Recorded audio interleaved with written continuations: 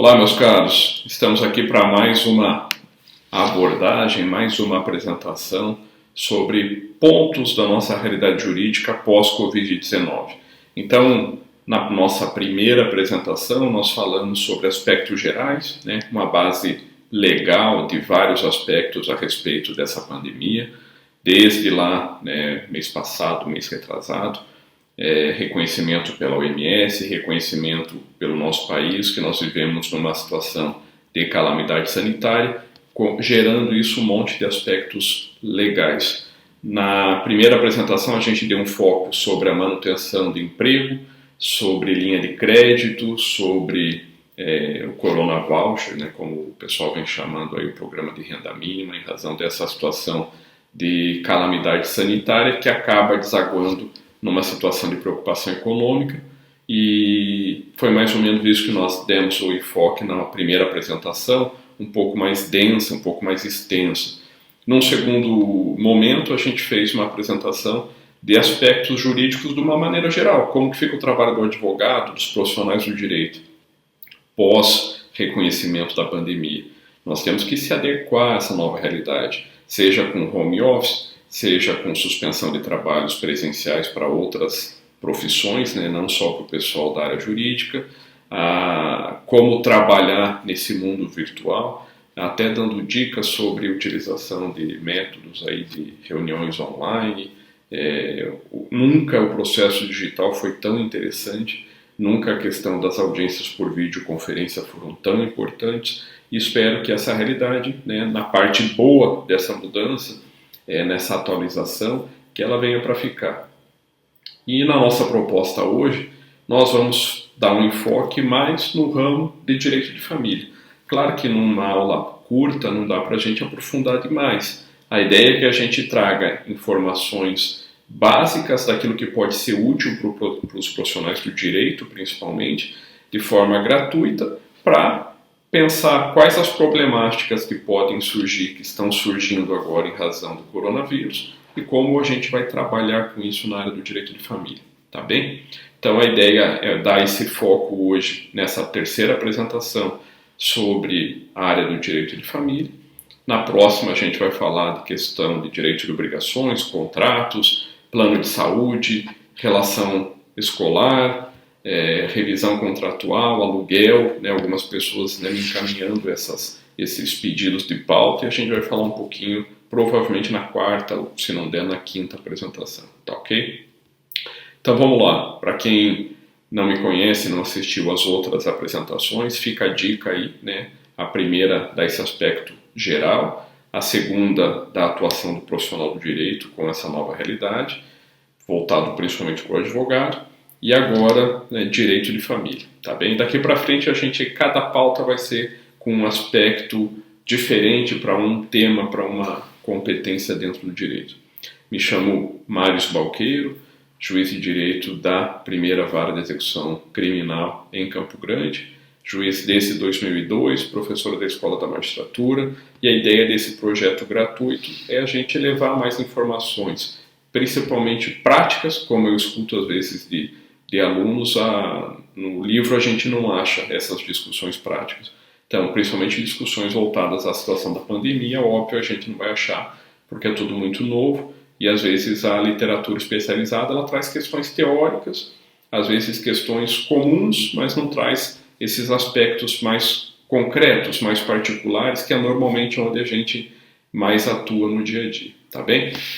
Então vamos lá, na nossa primeira tela aí, fica claro que é a terceira apresentação para situar vocês, para a gente lembrar que nós estamos vivendo uma situação diferenciada, a gente tem reconhecimento pela Organização Mundial de Saúde que a gente vive uma pandemia, a gente tem uma realidade reconhecida por lei, na Lei 13.979, dizendo que nós estamos inseridos nessa situação de urgência sanitária. Para que eu repito isso? Porque diante dessa situação fática, diferente, a gente tem que situar isso dentro da análise do direito para dizer, peraí, o sistema que eu conheço, o sistema que eu trabalho, desde que eu me formei em direito, é esse. Mas a gente está num microsistema bastante particular para dizer, peraí, a gente está numa situação diferente, situações diferentes, eu tenho que interpretar nessa situação, num aspecto, numa vida temporariamente diferente, tá bem? Então a gente precisa ter isso em mente na hora de interpretar isso tanto na área penal, quanto na área civil, quanto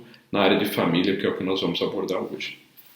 Então, inegável que a gente vive nessa situação de pandemia, e o direito de família que a gente vai analisar hoje vai ser pensado nisso. Quando eu falo de direito de família, é uma área que eu tenho particular preocupação, porque às vezes para o juiz é fácil decidir uma demanda processual, aí a briga do João com a Maria, juridicamente está fácil de resolver. A questão de prova está bem delimitada, a questão de direito é clara, mas às vezes o juiz resolve o processo, mas não resolve a vida daquelas pessoas. E no direito de família, mais do que em qualquer outra área do direito, essa situação é bastante importante, bastante peculiar, porque ainda que você resolva o processo, mas aquelas pessoas vão continuar convivendo. Aquelas pessoas às vezes têm filho em comum, né? Muitas vezes, né, esses processos que chegam para nós, eles vão continuar tendo uma convivência.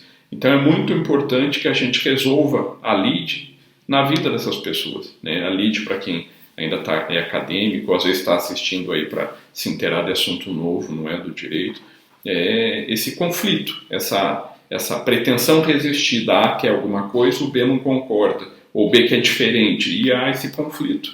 Isso é levado para a justiça, já que eles não resolvem, então a justiça vai apontar. E na questão do direito de família, mais do que resolver o conflito, a ideia é que realmente pacifique essa situação familiar. Claro que nem sempre é possível, claro que muitas vezes A e B não querem, o que eles querem mesmo é confusão, o que eles querem é ficar um alfinetando o outro, e daí dificulta. Tá? Então, às vezes, a gente trabalha com a ponta do iceberg, que é aquela situação do processo, mas tem toda uma montanha de gelo escondida, toda uma mágoa, todo um rancor que fica ali escondido e fica ali fornecendo combustível para raiva, para conflitos, para ofensas desnecessárias, e às vezes isso a gente precisa trabalhar mais na área do direito de família. Quando a gente vai falar desse aspecto de direito de família pós-Covid-19, nós temos que ter em mente que a gente tem uma situação peculiar de saúde pública e a gente tem uma peculiaridade que começa a emergir, a gente já começa a escutar de dificuldades econômicas, de problema de desemprego, e isso vai acabar desaguando no direito de família. Por que eu digo isso? Vai desaguar primeiro em maiores conflitos familiares, né? Porque às vezes aquela relação que já não vinha bem, agora tem um plus de cunho emocional, as pessoas estão mais nervosas com essa situação de pandemia. E ainda vem mais um plus, uma bagagem emocional mais forte ainda, porque ela vem em cima de tudo isso.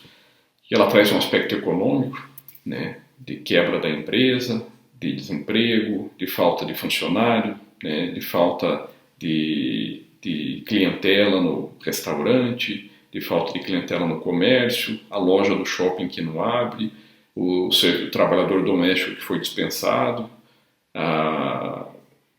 É um ciclo vicioso, né? A gente precisa lembrar com essa situação de pandemia, e ela serve para isso, para mostrar que ninguém é independente, ninguém é uma ilha. É uma ideia falsa, porque a gente acaba vivendo interligado. À medida que determinados setores da sociedade não funcionam bem, é uma questão de tempo para afetar outro.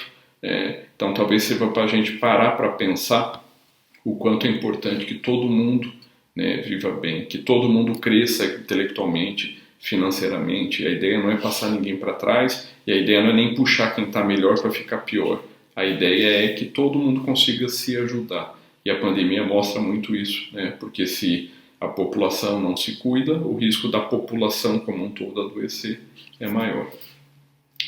E a gente vai dar um enfoque principalmente para separação, direito de visitas e alimentos, tá? Que são temas nevrálgicos no direito de família, e a gente vai ver que eles ficam mais aflorados ainda nessa situação de pandemia. Vamos passar para o próximo slide, onde vocês enxergam aí do meu lado. Então, vamos partir dessa premissa. Eu tenho uma situação de pandemia, indiscutível. As pessoas estão vivendo mais próximas no núcleo familiar, seja aquele núcleo que vinha funcionando mais ou menos bem, seja aquele núcleo familiar que já não funcionava bem ou que já estava em processo de separação e de repente vai condensar todo mundo dentro de casa com mais um acréscimo de pitada emocional, com mais um pouco de pitada de sensacionalismo da mídia, com mais alguma coisinha de dor, de medo na questão de saúde, de familiares, de filhos, de pais, de entes queridos, né, que às vezes têm já algum problema de saúde e ficam mais ainda sob risco. Questões de aspecto econômico, como eu já disse, que começam a serem afloradas, tá bom? Então, dentro dessa ideia de problema, a primeira dica, paciência. Não tem como a gente falar de direito de família sem falar em muita paciência. Seja a paciência dos cônjuges, né, do marido ou ex-marido, da esposa ou da ex-esposa, seja daqueles que trabalham com esse casal, com essas pessoas em conflito. Né? Como eu disse no começo, às vezes para o juiz é muito fácil resolver aquele processo. Segundo as provas, a lei diz isso e eu vou aplicar a lei a essa situação de fato. Decido assim, caso encerrado. Pode ser fácil, mas pode não ser a melhor solução. Né? Às vezes a melhor solução é levar para uma conversa, né, dessas partes, tentar trazer um mínimo de consenso e, se for o caso de decidir de impor a resposta judicial, que seja feita, mas a ponto de, quem sabe, minimizar um pouco esses ânimos aflorados, porque senão daqui a pouco eles estão ali no fórum de novo. Daqui a pouco aquela criança que vive nesse ambiente conflituoso começa a ser usada de escudo, ora pelo pai, ora pela mãe, ora pelos dois. Né? E essas pessoas ficam se machucando e ninguém ganha com isso. Todo mundo perde. Então, vamos partir desse pressuposto e vamos começar a analisar essas situações práticas. Numa situação, você como advogado é procurado por um homem, uma mulher que sai de um relacionamento aí hétero ou homoafetivo, dizendo que não aguenta mais, que a situação está insuportável, quer separar. O que você vai dizer para ele? Que o judiciário está suspenso em razão do coronavírus, aguenta mais 30, 60 dias. Mas a gente está a ponto de se agredir, ou já agrediu, né? O meu marido já me bateu, está me ameaçando de morte, e você diz, não, mas é que sinto muito em razão da pandemia, eu não posso te atender, em razão dessa situação preocupante, você tem que se virar nos 30 por mais 30 dias, 60 dias. Será que seria essa a resposta? Se eu pensar de modo pontual só na situação de saúde pública, poderia até ser. Mas o direito não é para isso, né? O direito avoca a situação de resolver o conflito. A justiça é para isso. O Estado diz, espera aí, já que vocês não estão resolvendo, eu dou as ferramentas, a lei está aí, o Poder Judiciário está aí para ser aplicado. Aliás, no Brasil é muito aplicado, né? Porque é o país com mais procura no judiciário do mundo. E daí? Como é que funciona? Como que você trabalharia como profissional do direito, como advogado recém-formado? O advogado já experiente, mas que nunca viveu, né, essa situação que nós estamos passando agora. Como é que funciona? Primeiro de tudo, a gente tem, lembram lá da primeira apresentação, recomendação 62, portaria 313 do CNJ. Na primeira e na segunda apresentação a gente fala também, né, do trabalho do advogado. De fato, o expediente forense está suspenso, os prazos em abril, no mês de abril de 2020, estão suspensos? Estão. As audiências, a princípio, não vão se realizar? Verdade. Salvo casos emergenciais. A partir do momento que eu tenho uma relação de família, pessoas vivendo sob o mesmo teto, em situação de conflito, com risco iminente de um conflito piorado, com agressão, com ameaça, a situação emergencial. Tá? Então, em demonstrado que é uma situação emergencial, a justiça pode e deve ser provocada independente dessa suspensão, até porque todo mundo continua trabalhando, de casa, mas continua trabalhando. Em boa parte do país a gente já tem processo digital. Aqui em Mato Grosso do Sul, 99, alguma coisa a gente já tem de processo digital. São poucos os casos físicos, né? Normalmente os mais antigos, na área civil, penal. Tá? E daí? Mas como é que eu vou falar com ele, com ela? Né? Tá tudo suspenso. e o risco de ficar doente, né? Meios digitais. Hoje vocês conseguem usar vários aplicativos aí gratuitos, né? Para quem não sabe, procura, né, no Google, joga lá Google Meet, Zoom, tem vários aplicativos que você pode fazer reunião, tá? Com várias pessoas ao mesmo tempo. O próprio WhatsApp, né, até 4 pessoas, vocês conseguem conversar inclusive por vídeo. Então, usem novas ferramentas para esses novos tempos. Então, você como advogado pode atender essa pessoa sem sair da sua casa. Pode atender no seu escritório, mas sem precisar que ela vá lá. Ela pode ficar em casa. Até porque nessa situação, às vezes, de conflito, a mulher vai dizer, mas se eu for no escritório, eu não estou nem saindo de casa, vai piorar a situação. Então, às vezes, essa pessoa consegue conversar contigo do celular dela, né? Passar toda a história, fomentar você de dados para poder acionar o judiciário. Ou, às vezes, tentar marcar uma audiência conciliatória entre marido, esposa, advogado. Como? Por vídeo. Eles na casa deles e você no seu escritório ou na sua casa. Então vejam a quantidade de novas ferramentas que a gente pode utilizar em novos tempos, tá ok? Mas a situação está irredutível. Eu já tentei, já conversei com ela, já conversei com ele, tentamos fazer uma audiência online, já me propus até de fazer uma audiência presencial, né, cuidando com a questão de higiene, máscara, etc. Mas não adianta, né, vai ter que separar e não tem consenso. Primeiro de tudo, vamos tentar consensualmente. É o ideal. No direito de família, então, mais do que nunca, é tentar resolver consensualmente. Se a situação é grave, é urgente e não tem como resolver de modo consensual ou amigável, vamos para a justiça. Eu posso ir para a justiça também, né, consensualmente, só para homologar esse acordo, e posso ir para o litígio, né, para o conflito. Indo para o conflito, o advogado ele pode fazer esse protocolo de pedido. Normalmente, hoje em dia, já se faz tudo online. Se não for possível, vai ter que se deslocar ao fórum, mas na imensa maioria do país já é possível fazer tudo online.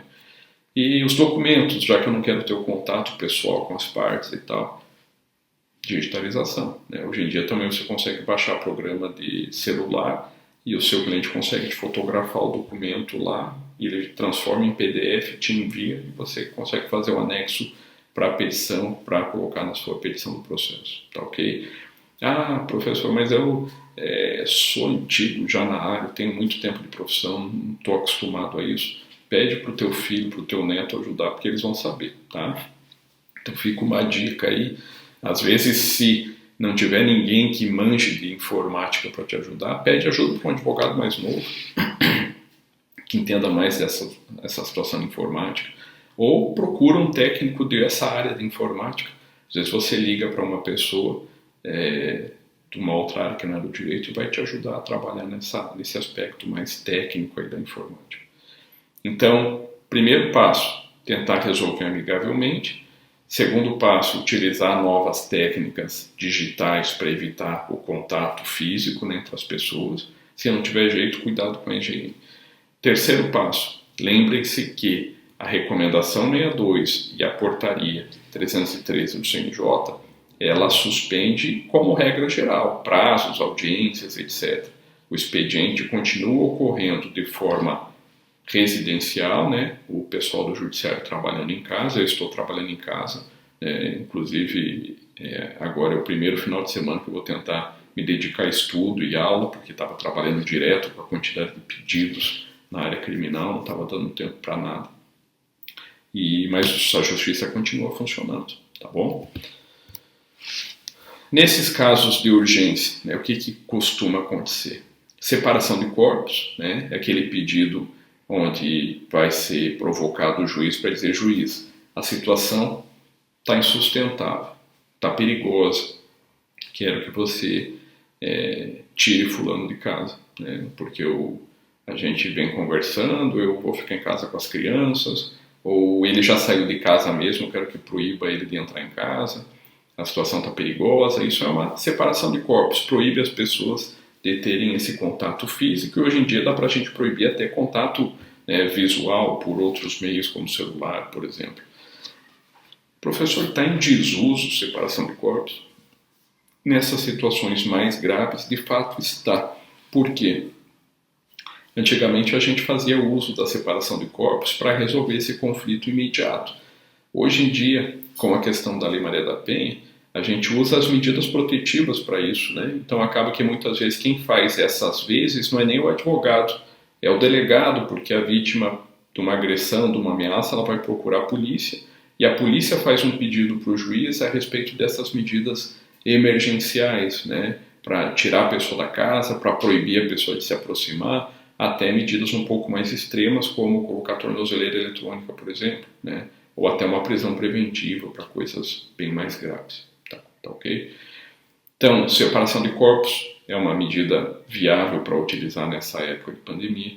A questão de alimentos, ou seja, separar as crianças depende da ajuda mútua, né? Quem vai ficar com a guarda das crianças, óbvio, vai ajudar, porque está ali cuidando das crianças, vai precisar ajudar nas despesas da casa, na questão de escola, alimentação, vestuário, saúde. E quem saiu de casa, mas continua sendo pai, continua sendo mãe, continua com as obrigações e por isso esse dever de alimentar, né? O dever de prestar alimentos.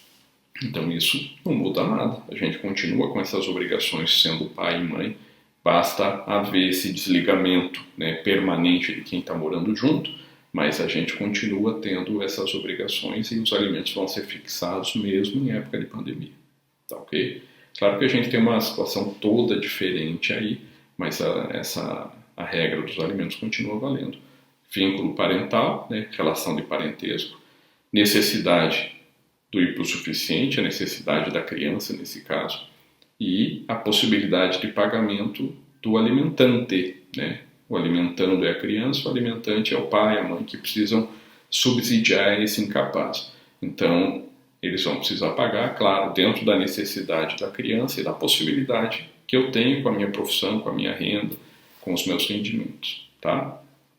Direitos de visitas, óbvio, continuam existindo, mas a gente vai precisar dar um novo panorama para essa visita, né? Às vezes não é aconselhável que essa criança, por exemplo, fique andando com o pai ou com a mãe no metrô, no ônibus, para ir visitar o ente querido, né? A gente vai precisar adaptar isso porque são locais de aglomeração e locais de contaminação, tá certo? Se puder evitar, melhor. Nessas situações, né, pós-coronavírus, será que a gente não tem um pouco de mudança nisso daí? Por que eu digo isso? As visitas podem ficar mais complexas pós-coronavírus.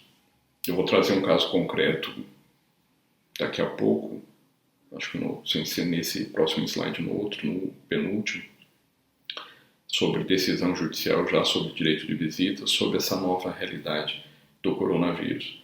E alimentos, será que não vai mudar? Às vezes aquele pai que era um empresário bem sucedido, a situação está em calamidade agora. É transitório, todo mundo espera que seja, isso vai passar, né? Mais uns 30 dias, 60 dias, não sei. Mas às vezes é uma situação para a gente conversar, ó. Vamos fazer um acordo, né? Vamos reduzir os alimentos nesse período, vamos parcelar, ao invés de você pagar 3 mil reais, paga 1.000, aí no mês que vem paga 1.000 e pouco, no outro vai subindo até chegar no valor normal de novo. A gente dispensa esses meses, ou esses meses depois paga parcelado lá para frente, como o fisco está fazendo, né? Você não precisa pagar a contribuição, pagar o simples agora, mas você vai pagar depois, né, sem juro, de forma parcelada. Então, não paguei todo esse mês, faltou pagar 2.000, eu vou pagar 1.000 a mais a partir de julho, agosto, né? A hora que a situação começar a melhorar, tá bom? Então a ideia é que a gente reveja a situação de alimentos segundo essa nova realidade transitória e complicada que nós estamos vivendo. A mesma coisa a questão de guarda, alimentos. Se a ideia é uma guarda compartilhada, claro que o ideal é que a criança tenha um lar, mas que pai e mãe decidam sobre a sua vida, né? Isso é compartilhamento da guarda. Às vezes pode ficar um pouco mais difícil essas discussões, essa presença física nessa época. Mas, de novo, meios virtuais. As crianças já usam bastante isso, né? Para pessoas de baixa renda pode ficar um pouco mais difícil, mas celular hoje em dia todo mundo tem, independente da renda, da classe social. Então, hoje em dia, às vezes, esse contato virtual ele vai ser necessário. Isso era uma coisa que muitos criticavam pelo exagero de contato virtual e pouco contato físico. A gente chegou em tempos que o ideal é ter mais contato virtual e menos contato físico. Claro que é temporário, mas é algo para se pensar.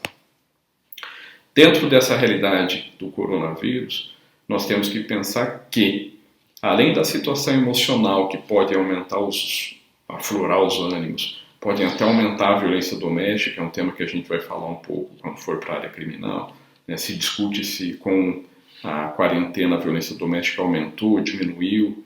A gente tem dados de estados que diminuiu, tem estados que aumentaram, na Europa aumentou, na China aumentou. Será que realmente tem estados que diminuiu ou é subnotificação? Isso a gente vai falar um pouco na área criminal depois.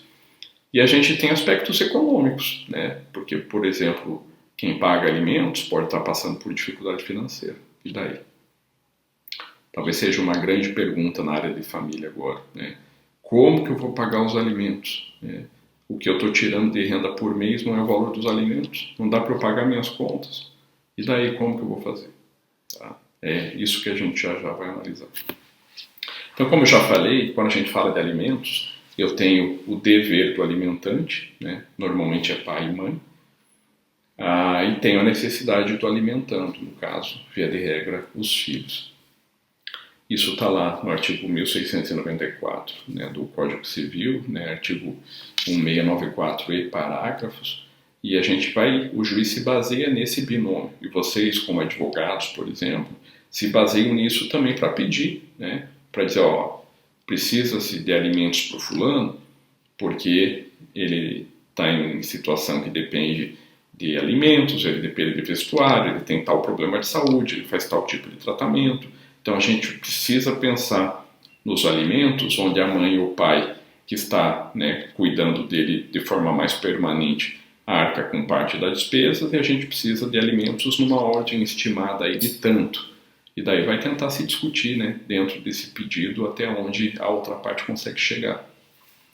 E a outra parte vai dizer, realmente, será que uma tese de defesa seria, mas é muito dinheiro, eu não vou pagar. A gente às vezes vê isso em defesa de processo, mas isso não é uma tese interessante, né? A tese seria, peraí, juiz, realmente, fulano é meu filho, eu tenho vínculo parental, eu tenho o dever de alimentar, mas 5 mil por mês eu não consigo pagar. A minha renda por mês é 4, como é que eu vou pagar 5? Né? Então, eu não estou dizendo que ele não merece 5 mil ou que ele não precisa de dinheiro. O que eu estou dizendo é que eu não tenho como pagar. Então, se eu tenho uma renda estimada em tanto, eu consigo pagar até tanto. E o papel do juiz vai ser analisar isso, né? Se realmente a renda que ele tem é essa e se o que ele pode pagar, o que a criança precisa, é mais ou menos esse valor, tá? Dentro dessa nova situação temporária, o que é que pode acontecer? Mudança de situação de fato que estava consolidada. Então a gente pega aquela pessoa que pagava um salário mínimo de pensão. Aqui a gente tem um monte de gente que paga menos de um salário mínimo, a maioria da população, porque ele já ganha um salário mínimo, 2. Então para ele pagar de pensão, ele vai pagar 30% do salário, 40% de um salário, né? Porque a renda dele é em torno de um salário mínimo. Como é que vai exigir que ele pague um salário mínimo? Né? Em cidades mais ricas, com uma renda, um poder aquisitivo maior, é comum a gente ver nos pedidos, né, alimentos de um salário, 2, 5 salários, se baseia de um salário mínimo para cima. É mais comum. À medida que eu trabalho com uma classe social mais pobre, ou estados mais pobres, a gente vai ver que é difícil os casos onde os alimentos ficam acima de um salário mínimo, porque a renda do alimentante é mais ou menos isso, 1 salário, 2 salários. Como é que eu vou exigir que ele pague mais da metade da renda dele de alimentos? E ele vive do quê? A nova família, os novos filhos que ele tem em outro casamento, vai viver como? Né? Então a gente tem que ver dentro do que a criança precisa, mas dentro do que o alimentante pode pagar, ou alimentante ou a alimentante. Né? E dentro dessa nova realidade do coronavírus, nesses casos de mudança de situação de fato, quebra de renda, quebra da empresa, dificuldade orçamentária, financeira de todas as montas, como que eu vou resolver isso? Né? Qual que é a ferramenta? Revisional, tá? Então, tanto o artigo 1699 do Código Civil, quanto o artigo 12 a 15, principalmente, da Lei de Alimentos, a 5478, vai falar da possibilidade de rever a situação dos alimentos. Né? Então, a doutrina discute se existe trânsito em julgado material ou não dos alimentos, porque ele pode voltar a ser discutido. Me parece que o principal nem é isso, se há ou não há trânsito em julgado. O que nós temos que ter em mente é que a gente tinha um acordo ou tinha uma sentença judicial para uma situação de fato, onde o fulaninho ia receber alimentos do pai ou da mãe, que tinha tal profissão com uma renda estimada em tanto. Pós-crise coronavírus, o pai foi mandado embora da empresa. O rendimento da mãe como autônoma despencou no comércio. A empresa do pai quebrou. O servidor público, em razão da queda da arrecadação, daqui a pouco vai começar a atrasar salário. E daí? Então, a gente tem uma nova situação fática, e se eu tenho uma nova situação fática, eu posso rediscutir o valor dos alimentos. Tá? A base da discussão para eu revisionar, para eu rever o valor dos alimentos, é justamente uma mudança da situação de fato que existia quando a gente combinou, ou quando o juiz julgou e disse que eu tinha que pagar um salário mínimo, 2 salários mínimos, e agora eu estou vivendo de voucher Covid, né? Estou ganhando R$600 para me alimentar, e daí? Como é que fica? Então eu tenho que primeiro pensar em provas, levar esses elementos probatórios para mostrar para a outra parte, dizer, ó, a situação é essa, né? Estou jogando limpo contigo, eu não vou conseguir honrar com os alimentos esse mês, o mês que vem, vamos fazer um acordo, como que a gente pode combinar isso? E aí o bom senso fala muito alto, né? A outra parte, sabendo disso, que não é uma situação fácil, ela precisa do dinheiro também, né? Porque a mãe está lá bancando as despesas da casa e o pai vai dizer que quebrou e ela também vai ter dificuldade para manter. Vai dizer, então tá, você dá teus pulos, né? Em vez de pagar R$2.000, me paga 1.000 e depois a gente vê como é que fica daqui 60 dias. Então é tentar chegar num consenso em razão de uma situação grave, mas é transitório, né? A gente tem que ter em mente que essas mudanças vão ser temporárias. Todo mundo espera que passe o mais rápido possível. Se não resolver amigavelmente, e aí entra o papel do advogado, né? Tentar resolver, fulano, vamos mudar, vamos fazer um acordo aqui, vamos documentar isso, sempre documente, não faça um acordo só de boca, tá? Ainda que façam esse acordo sem ir para o judiciário, mas façam com o advogado, e advogado faça esse acordo formalmente, tá? Para depois não ter dor de cabeça. Agora, se eu devo, não nego, não pago, o que acontece para o devedor de alimentos? Eu posso ter prisão civil, né? Que é a única hipótese reconhecida na nossa legislação para a prisão por dívida. A prisão é uma consequência normalmente penal. Onde uma pessoa me disse, mas prisão civil é prática de crime? Eu falei, não, prisão civil, atos civis, atos não penais. Não, a gente não está falando de crime, a gente está falando de direito civil, de dívida de alimentos, mas a situação é de tamanha importância, de tamanha seriedade que, se o devedor não pagar, ele pode ser preso. De 30 até 90 dias, de acordo com a repetição, os critérios que o juiz vai analisar, e normalmente é a repetição de inadimplemento, eventual má-fé, né, resistência desnecessária do devedor. Previsão, Pacto de São José da Costa Rica, que reconhece a possibilidade da prisão excepcional, né, no caso de alimentos, pode prender essa pessoa que não paga a conta. Isso pode acontecer para os devedores de alimentos mesmo em época de Covid-19. E daí fica a dica, se você foi procurado, o teu cliente está dizendo que não consegue pagar os alimentos, vamos documentar isso. Se não houver um acordo, né, de uma forma fácil, consensual, judicializa uma revisional alegando o juiz. A gente tem alimentos fixados de tal forma, mas em razão da pandemia reconhecida no sistema jurídico, em razão da quarentena, dificuldade econômica, meu cliente não consegue pagar. E não diga isso, ele não quer pagar. Ele não consegue pagar. Como que a gente pode fazer? Ele sugere pagar um pouco menos, ele sugere pagar 60% do que ele vinha pagando, 70%, 50%.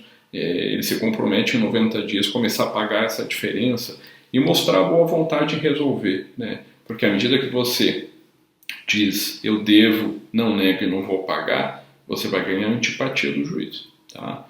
Falando de uma forma bem clara e informal. Não interessa isso para o profissional do direito. Agora, se você mostrar para o teu cliente, vamos trabalhar de uma forma correta, sincera, juiz, eu não consigo pagar, mas eu vou tentar pagar, eu consigo pagar de tal forma e eu me comprometo a honrar esse débito aí que vai ficar pendente de tal forma, tá? Isso mostra que você realmente está com dificuldade e leve provas dessa dificuldade. Peraí, eu tinha um comércio, o comércio está fechado. Eu sou dono da microempresa X. Eu sou empresário individual, eu sou autônomo, eu vendia mercadoria em tal ponto, sou vendedor ambulante, né? E leve provas que realmente a tua profissão é essa, porque senão, né, você não provou, não tem como o juiz reconhecer que a tua profissão realmente era essa. E mudou tudo. Minha renda acabou. Como que eu vou pagar? Eu vou tentar pagar de tal forma. Eu estou sem renda, não posso pagar nada. O juiz vai dizer azar o seu, porque a criança precisa comer. Então você dá teus pulos, né? Então a mãe tem que ajudar, você, pai, tem que ajudar. Ainda que você não consiga pagar o que você convencionou, mas você vai ter que se esforçar para pagar o mínimo do mínimo para essa criança ter como se manter, tá? Então dizer que não vai pagar me parece que é queimar cartucho desnecessário, porque a chance do juiz te autorizar, né? Fulano de tal, eu vou deferir o pedido que você fez via advogado, porque realmente a situação é crítica e você não precisa pagar alimentos para o teu filho. A chance disso acontecer é menos de 1%. Porque o juiz vai dizer, então vamos reduzir.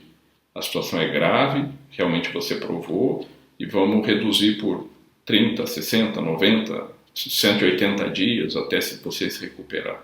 Tá? Isso é interessante, uma redução, dispensa de alimentos, me parece que é queimar cartucho para uma situação que não vai gerar êxito, tá certo? Se não pagar, se não fizer revisional, a chance é tranca, tá? Prisão civil, cadeia, normalmente se cumpre em delegacia, né? Não há mistura dos presos do crime com presos de prisão civil. E o que aconteceu de novo também nesses últimos dias?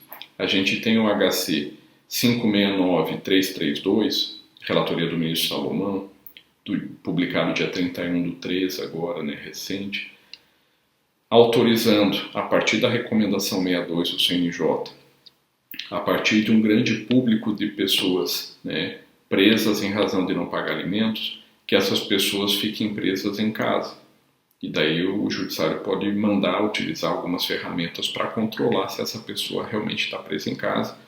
Uma sugestão bem interessante é a tornozeleira eletrônica, funciona muito bem.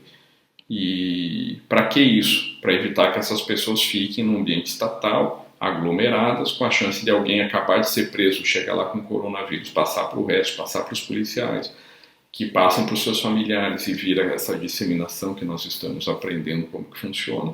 Então a ideia é, vamos evitar essa proliferação da doença, vamos evitar que todas essas pessoas precisem usar o sistema de saúde. Então, excepcionalmente, durante esse período de pandemia, podem ficar presos em casa, tá?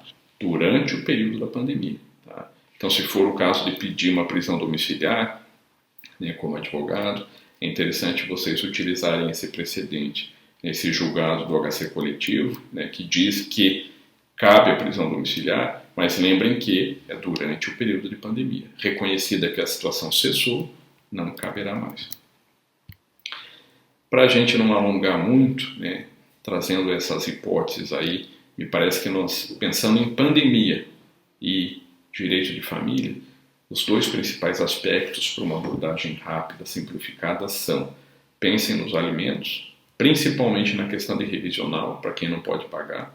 E se eu estiver defendendo o interesse da criança, por exemplo, não sou advogado, do outro lado, é a pessoa que está com a criança que me procurou, que me contratou, é mostrar que, peraí, ele está se utilizando da situação, ele não caiu de padrão econômico, Ele tem restaurante sim, mas ele vende pelo Uber Eats, vende, está entregando com um programa delivery aí, não caiu não, ele está vendendo muito e demonstrar isso, né?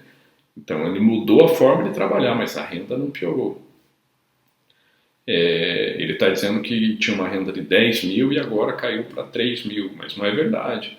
Ou a renda caiu, mas ele continua andando por aí de carro de 200 mil reais e não quer pagar a pensão de 2 mil. Então, aí o teu trabalho é do outro lado, né? Então a gente, claro que está focando aqui na situação de quem está passando dificuldade de verdade, mas a gente tem que pensar também no trabalho do advogado, daquela pessoa esperta, né, entre aspas, aquela pessoa malandra que está querendo se vangloriar da situação para dar o calote no próprio filho, na própria filha. Porque às vezes a pessoa fala, não, mas eu vou tentar diminuir, eu pago muita pensão para aquela mulher, eu pago muita pensão para minha ex, mas não é para ela que você está pagando para o teu filho, é para tua filha. Se é muito mesmo, né, se realmente o valor é abusivo, a criança não precisa de tudo isso, aí é questão de pensar. Agora, se você tem um padrão de vida muito alto, é direito da criança não só ter o mínimo existencial, mas que ela tenha um bom padrão de vida, né?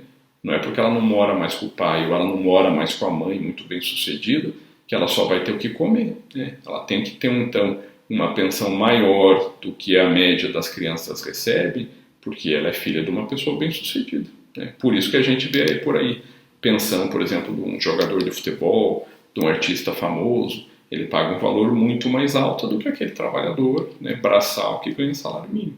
Porque aquela criança, ela tem direito a usufruir mais de prazeres porque o pai é rico, né? Então não é justo o pai ter um padrão de vida lá em cima e pagar o valor mínimo que qualquer trabalhador braçal paga para o seu filho. Essa pessoa tem que pagar proporcional a uma vida que ele pode proporcionar àquele filho, tá bom? Então vamos lá, um caso prático interessante para a gente fechar essa apresentação. E é bastante interessante porque se esse caso chegasse para mim como juiz o ano passado, eu pensaria de um jeito, e a imensa maioria dos profissionais do direito aí nos acompanhando pensaria dessa mesma forma. Hoje, a solução talvez seja diferente, e provavelmente daqui a uns meses ela vai mudar de novo, vai voltar a ser como era antigamente. O que é esse caso? O que foi levado para o judiciário juiz, o pai da criança busca a criança todo final de semana alternado, e passa o final de semana com a criança. Ocorre que ele vem buscar a criança e vai para casa, e depois vem trazer a criança de transporte coletivo. Ele utiliza ônibus, metrô, com aglomeração de pessoas. A gente vive num período de pandemia, de restrições de circulação, de risco de contaminação. A gente precisa se proteger. Juiz, peço que proíba a visita temporariamente, que autorize a não entregar a criança para o pai, para que a criança não fique circulando na rua. Esse foi um pedido apresentado para a justiça, um caso real. O pai disse, não, mas eu quero continuar com meu filho, eu quero ter contato, eu quero continuar passando o final de semana com meu filho. Primeira premissa, o direito de visita, ele é um direito não só do pai ter contato com o filho, da mãe ter contato com o filho. Normalmente quem está com a guarda é a mãe, mas a gente tem muitos casos também que é o inverso, né? A guarda é compartilhada e quem fica mais com a criança mora na casa do pai e a mãe que tem o direito de visita. Mas esse direito é da criança também, né? A ter contato, a ter o afeto do pai e da mãe. Então a visita não é um direito só do visitante, é um direito também do visitado, né? Da criança, do adolescente. E daí? Como é que a gente sai dessa? Por que eu digo que antigamente seria fácil? Não, tem que suspender direito de visita. A regra é a visita, a não ser que seja uma situação de grave risco para a criança, né? Violências, abusos, mas a regra é a visita. É o direito da criança ter o afeto, ter o contato com o genitor, com a genitora. Mas se será que agora, esse mês, em razão da pandemia, a gente não tem uma situação diferente? realmente, né, professor, a situação é mais perigosa, então vamos proibir a visita, mas e daí? Eu arrumo uma situação de saúde e atrapalho uma outra situação, que às vezes atrapalha até a saúde, né? Porque proíbe a criança de ver o pai, vai ficar triste, baixa a imunidade e aumenta o risco também. Ou seja, proíbe o contato para preservar a saúde e faz uma coisa que vai prejudicar a saúde. Estão entendendo? Vejam a dificuldade de um caso aparentemente simples, comum, mas que começa a se tornar complexo em razão da atual situação. Como que foi decidida essa situação? Me parece de um modo bem interessante, independente de você concordar ou não, mas foi bem interessante. A juíza do caso, eu pesquisei isso na internet, não lembro de qual tribunal, a juíza do caso disse: é bem verdade que a gente tem uma situação de pandemia, a gente tem uma situação que inspira cuidados, a circulação e aglomeração deve ser evitada, inclusive por pedidos oficiais e por limitações, inclusive, de governos. Como é que a gente resolve isso? Vamos limitar a visita, mas essa visita ela é temporária. Vamos limitar por 60 dias, 90 dias.